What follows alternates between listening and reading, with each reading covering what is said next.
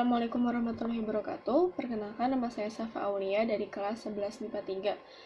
Di sini saya memilih materi yang terakhir, yaitu iman pada kitab Allah.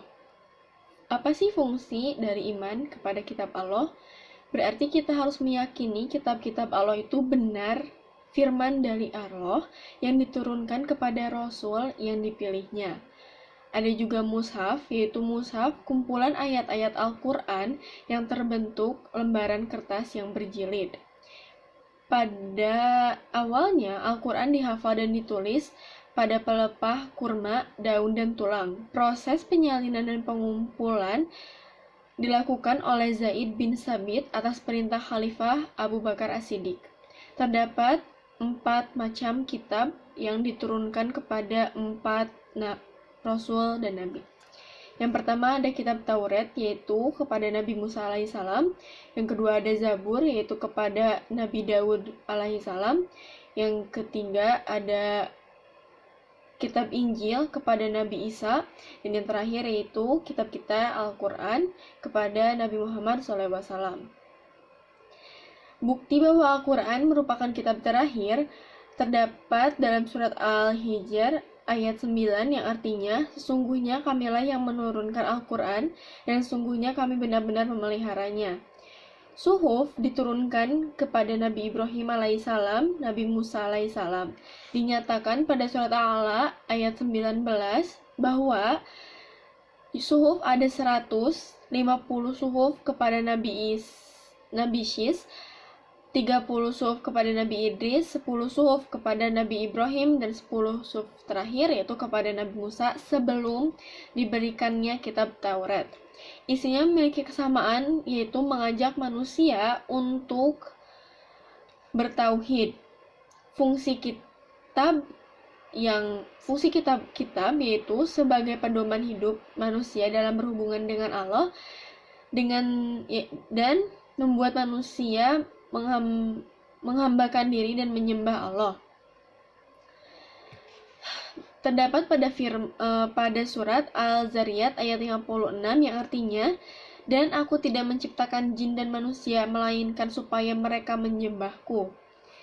Nah, manfaat Al-Quran terdapat dalam surat Al-Baqarah ayat 136 yang artinya, katakanlah, kami beriman kepada Allah dan apa yang diturunkan kepada kami dan apa yang diturunkan kepada Ibrahim, Ismail, Ishak, Yakub dan anak cucunya dan apa yang telah diberikan kepada Musa dan Isa serta apa yang diberikan kepada nabi-nabi dan dari Tuhannya.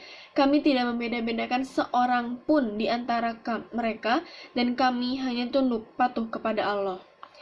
Pedoman yang kedua yaitu ada pedoman hidup manusia dalam berhubungan dengan dirinya sendiri, yang terdapat dalam surat At-Tahrim dan An-Nisa, yang artinya, hai Nabi, perangilah orang-orang kafir dan munafik, dan bersikap keraslah kalian kepada mereka.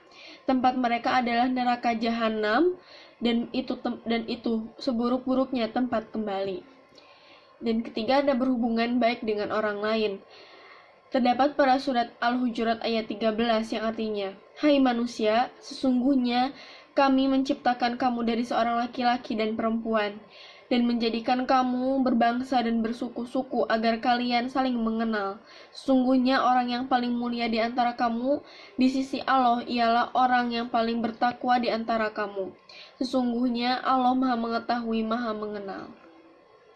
Yang keempat ada berhubungan dengan alam, yang terdapat dalam surat Al-Anbiya ayat 107. Dan tiadalah kami mengutus kamu melainkan untuk menjadi rahmat bagi semesta alam. Dalil, nalil, dan akli tentang fungsi iman pada kitab Al-Quran, yang terdapat pada surat An-Nisa ayat 136, yang artinya, wahai orang-orang beriman, tetaplah beriman pada Allah dan Rasul-Nya, dan pada kitab-kitabnya.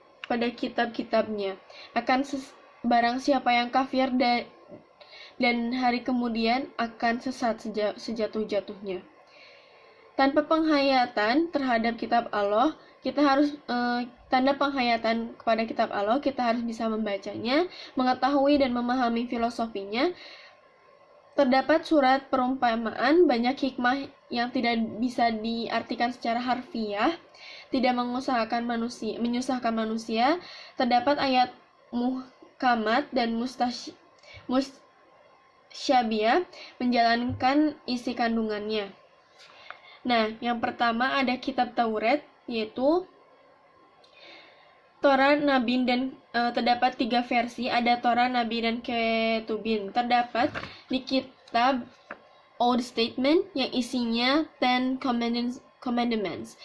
Yang pertama ada hormati dan cintai satu Tuhan. Sebutkan nama Tuhan dengan hormat, kuduskan hari Tuhan, hormati orang tua, jangan membunuh, jangan berbuat cabul, jangan mencuri, jangan berdusta, jangan ingin membuat cabul, jangan ingin memiliki barang orang dengan cara yang tidak halal.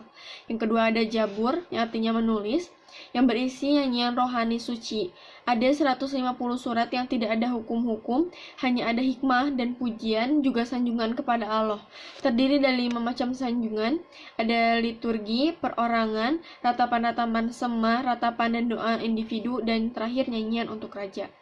Yang terakhir ada Injil, yaitu keterangan atas perintah Allah agar manusia mengesahkannya, juga adanya Nabi akhir zaman, yaitu Nabi Muhammad. Mengalami perubahan dan pergantian oleh manusia seperti pada kitab Taurat yang sekarang berisi sejarah hidup Nabi Isa, Matius sebagai penulis, Markus, Lukas, dan Yohana. Ada juga versi Barnaba yang sangat berbeda dari versi aslinya. Sekian dari saya. Wassalamualaikum warahmatullahi wabarakatuh.